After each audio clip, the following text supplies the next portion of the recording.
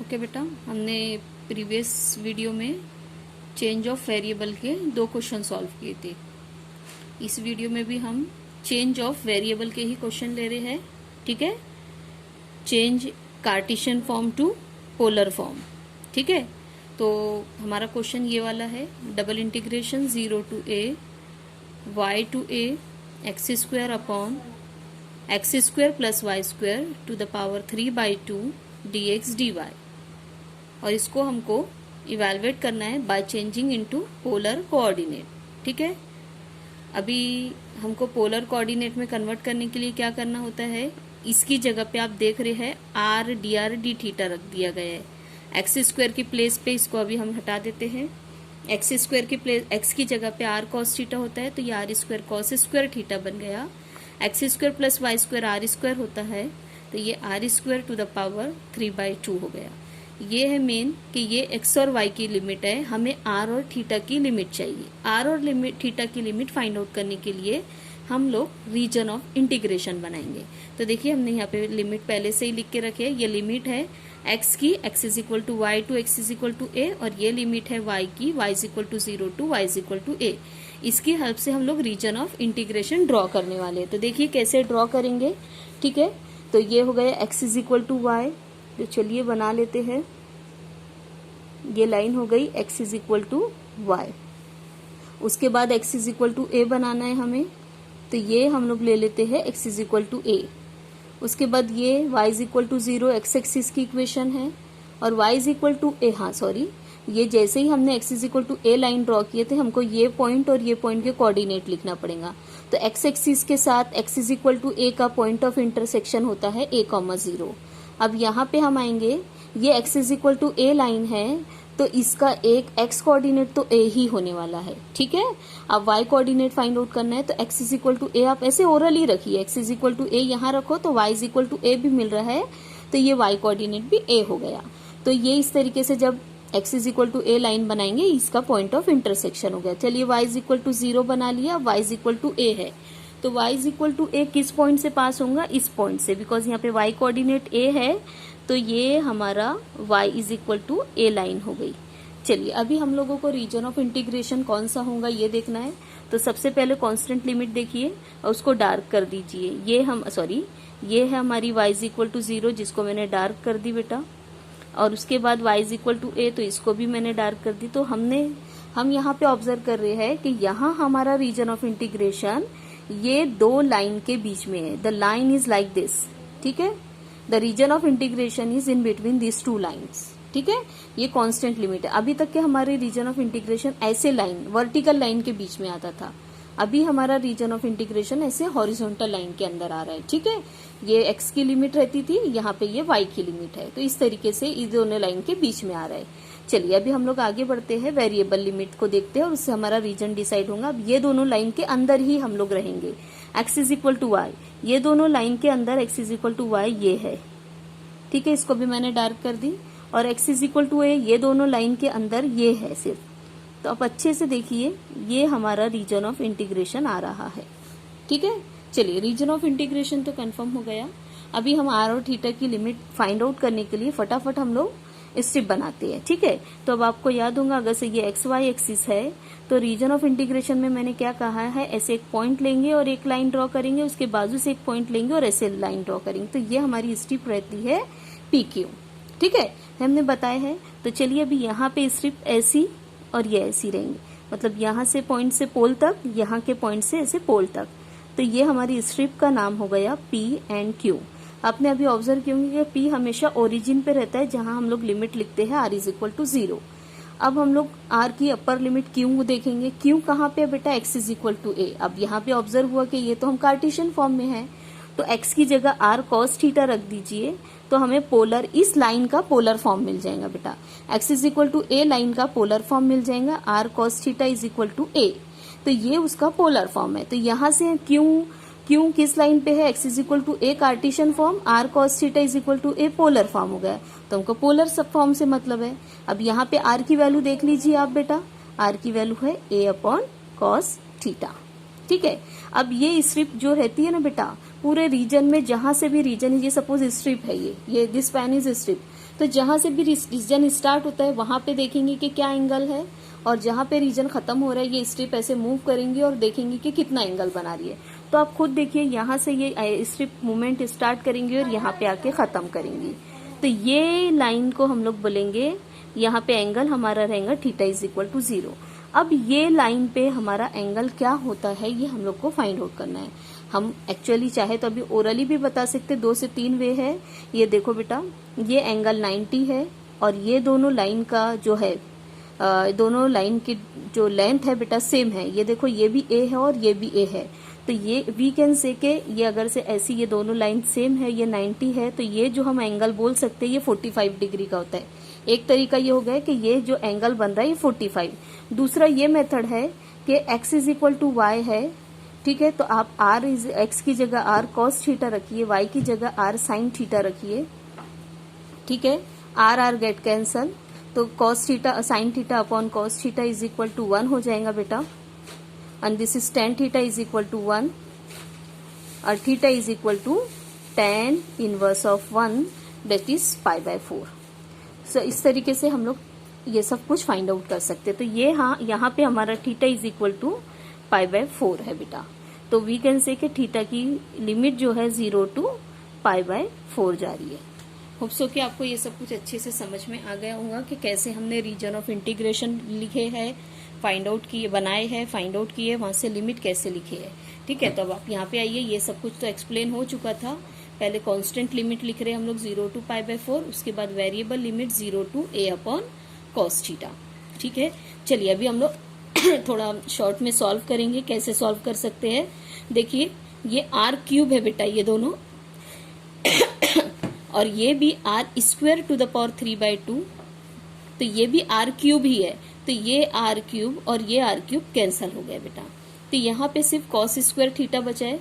अब मैं यहीं पे ही तुम लोग को स्क्वायर ब्रैकेट भी बता देती हूँ कि लगा लिए तो क्या होगा।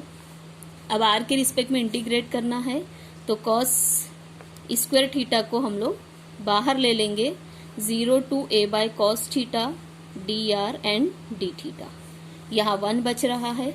तब आगे देखिए, इसके बाद मैं यहाँ पे उसे बताती हूँ आपको।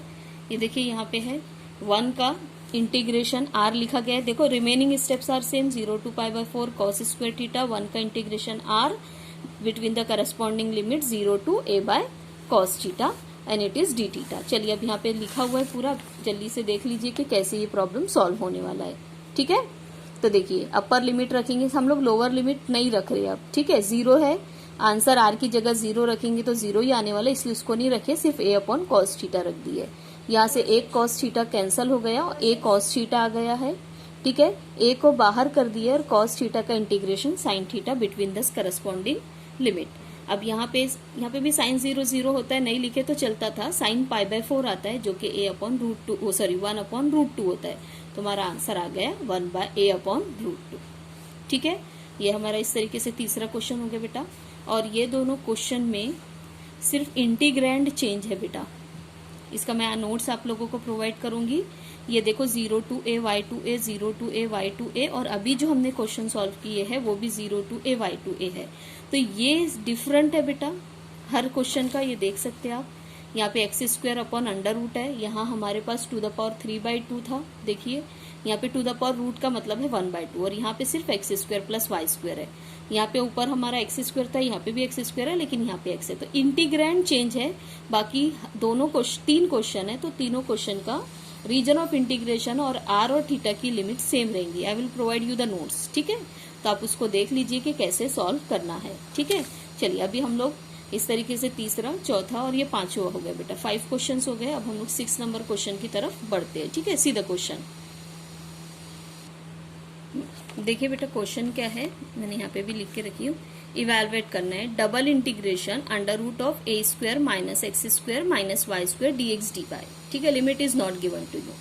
ठीक है, ओवर द सेमी सर्कल। देख रहे आप, सेमी सर्कल है। कौन सा सेमी सर्कल है, देखिए x² plus y² is equal to ax, ये ऐसा। ठीक है, इन द पॉजिटिव क्वाड्रेंट। ये यहाँ तक का जो क्वेश्चन पूछने का स्टाइल है हम लोग के पहले टॉपिक में रहता था, जब हम लोग इनिशियली डबल इंटीग्रेशन स्टार्ट किए थे हमने। वहां पे हमको ऐसा ही रहता था कि अगर से लिमिट नहीं रहती थी तो रीजन ऑफ इंटीग्रेशन का हिंट रहता था। तो रीजन ऑफ इंटीग्रेशन हमको पता है कैसे बनाना है, ठीक है। X square plus y square is equal to a x. यहां तक तो हम लोग को समझ में आ गया, लेकिन आगे क्या बोल रहा है कि इंटीग्रेशन को कार्टेशियन में इवेलुएट नहीं करना है, बाय चेंजिंग इनटू, देखिए, इनटू पोलर कोऑर्डिनेट। ये सेम इंटीग्रेशन को पोलर कोऑर्डिनेट में इवेलुएट करना, कन्वर्ट करके इवेलुएट करना है। तो पोलर कोऑर्डिनेट में चेंज करके इवेलुएट करने का कोई मसला नहीं रहता है। ये आ जाता है आर डी थीटा, इसकी जगह पे आ जाता है ए स्क्वायर, तो ए स्क्वायर ही रहेगा, माइनस साइन हम लोग ऐसे कॉमन ले लेंगे और x square plus y square बनेगा ये, तो ये बन जाएगा a square minus r square, ये आ जाएगा आर डी थीटा। मसला सिर्फ इसका रहता है कि आर और थीटा की लिमिट फाइंड आउट करना है, और आर और थीटा की लिमिट फाइंड आउट करना है तो हम लोग रीजन ऑफ इंटीग्रेशन बनाएंगे। और रीजन ऑफ इंटीग्रेशन क्या है बेटा, ये वाले x square plus y square is equal to a x का सेमी सर्कल, हाफ सर्कल, लेकिन कौन से क्वाड्रेंट में चाहिए, पॉजिटिव क्वाड्रेंट में। ये देखिए पॉजिटिव क्वाड्रेंट, ठीक है। तो हम लोग चलिए रीजन ऑफ इंटीग्रेशन बनाना शुरू करते हैं। या हम लोग लिमिट की हेल्प से रीजन नहीं बना रहे हैं, हर क्वेश्चन में लिमिट की हेल्प से बनाना था, यहाँ पे वैसा नहीं बना रहे, पहली बात। और दूसरी बात, अगर से bye changing into polar coordinate word नहीं है तो आपका ये क्वेश्चन पहले टॉपिक का है, मतलब आप यहाँ पे भी रीजन ऑफ इंटीग्रेशन बनाएंगे लेकिन एक्स और वाई की लिमिट फाइंड आउट करेंगे। रीजन ऑफ इंटीग्रेशन से एक्स और वाई की लिमिट डिटरमाइन करेंगे। और एक्स और वाई की लिमिट डिटरमाइन करने के लिए कैसे करते हैं हम लोग, एक्स की या तो हम लोग वर्टिकल स्ट्रिप लेंगे और उससे वाई की लिमिट लिखेंगे, और हॉरिजॉन्टल से हम वर्टिकल स्ट्रिप ड्रॉ करेंगे, उससे हमें वाई की लिमिट मिल जाती है, और फिर हम ऑब्जर्वेशन से एक्स की लिमिट लिखेंगे। या अगर से हमको दूसरा ऑप्शन है एक्स और वाई की लिमिट के लिए हॉरिजॉन्टल स्ट्रिप, तो हॉरिजॉन्टल स्ट्रिप से एक्स की लिमिट लिखेंगे और ऑब्जर्वेशन से हम लोग वाई की लिमिट लिखेंगे, ठीक है।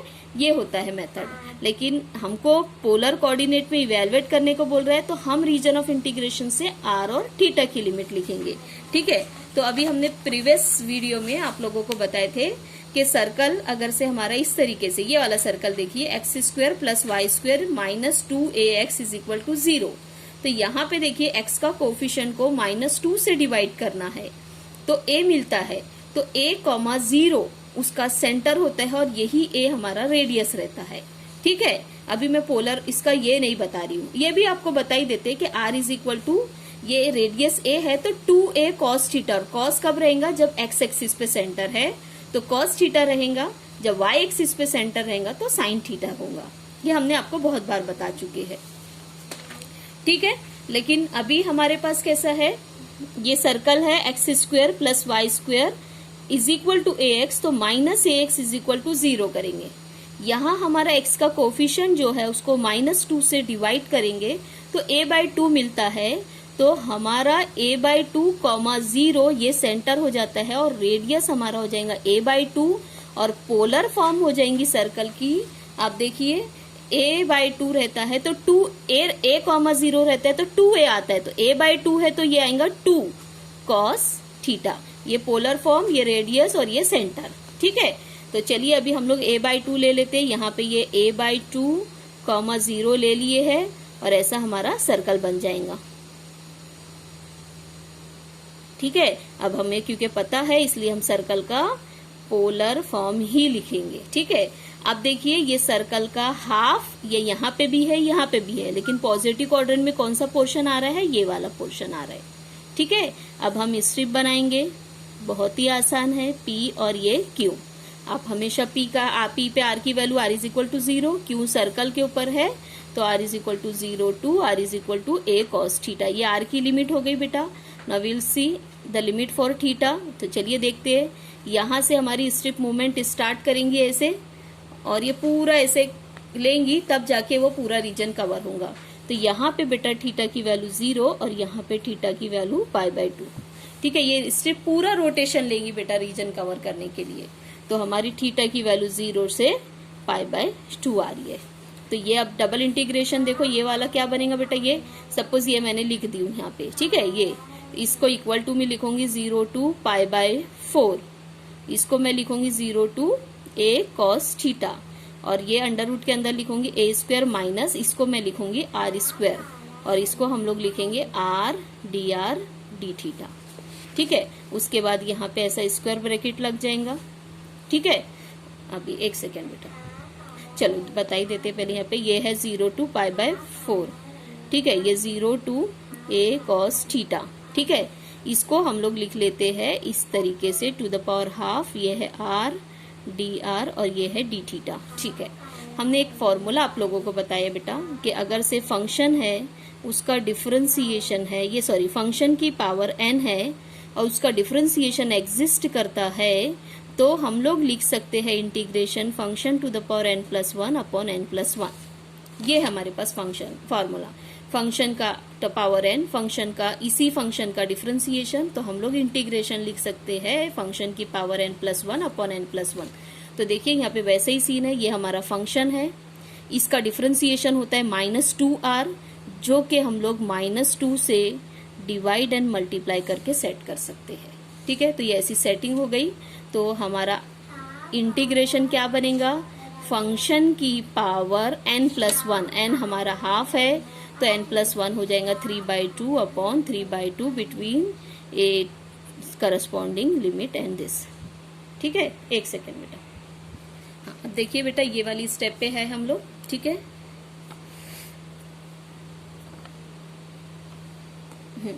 ये 2 और ये 2 कैंसिल हो जाएगा और ये बन जाएगा -1/3। ठीक है, तो देखिए ये यहाँ पे ये वही स्टेप है, ये 2 और 2 कैंसिल हो रहा है, ये बन रहा है -1/3।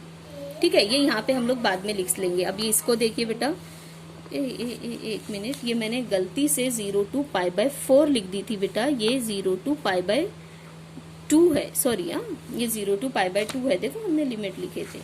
ठीक है, तो यहाँ के बाद मैं आपको ऐसा बता रही हूँ बेटा, हम लोग लिमिट सब्स्टिट्यूशन, ये -1/3 है, ये 0 to π/2 है, ये तो अलग है। यहाँ पे हम लोग r की जगह पे a cos थीटा रखेंगे, तो ये बनेगा a² और a² cos² theta two the power 3/2। ये अपर लिमिट के बारे में हो जाएगा, लोअर लिमिट 0 और ये बन जाएगा a² टू द पावर 3/2 और ये आ जाएगा d थीटा, इस तरीके से। ठीक है, चलिए इसके बाद का देखो यहाँ पे सॉल्व है, हम लोग यहाँ से जल्दी जल्दी करेंगे। ये देखो ये वाली स्टेप है हमारी, ये वाली, ये देख लो।